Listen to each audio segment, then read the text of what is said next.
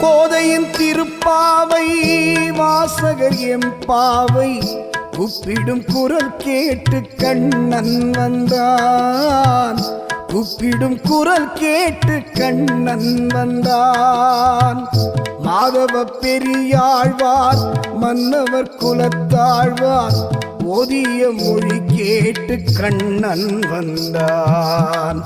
ஓதிய மொழி கேட்டு கண்ணன் வந்தான்.